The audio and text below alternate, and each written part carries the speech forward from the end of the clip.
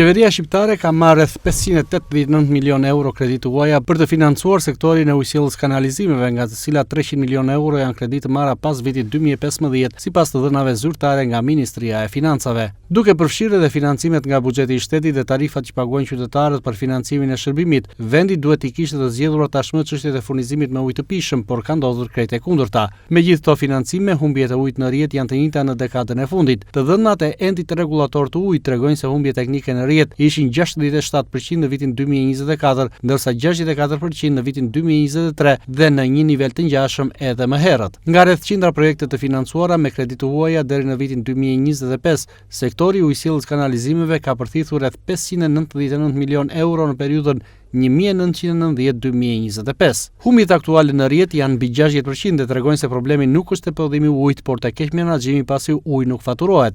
Ekspertët pohojnë se vetëm përgjysmimi i humbjeve do sillte një rritje reale të furnizimit me 30 deri në 40%, pa ndërtuar burime të reja.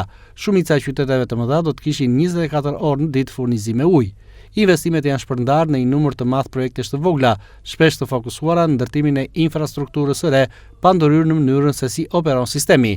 Sipas të dhënave zyrtare, kapaciteti mesatar vjetor i të gjitha burimeve të ujit të përdorura për prodhimin e ujit të pijshëm nga shoqëritë e ujësjelljes kanalizimeve të monitoruara për vitin 2021 ishin 495 milion metra kub, po në këtë vit vëllimi i përgjithshëm i ujit prodhuar ishte 311.2 milion metra kub. Të dhënat tregojnë se uji total i disponueshëm për gjitha shoqëritë e ujësjelljes kanalizimeve të i kalon kërkesën kombëtare nga konsumatorët, që ato shërbejnë me rreth 80%. Por ndërkohë qytetet dhe zonat rurale të vendit në shumë raste vuajnë nga mungesa e ujit.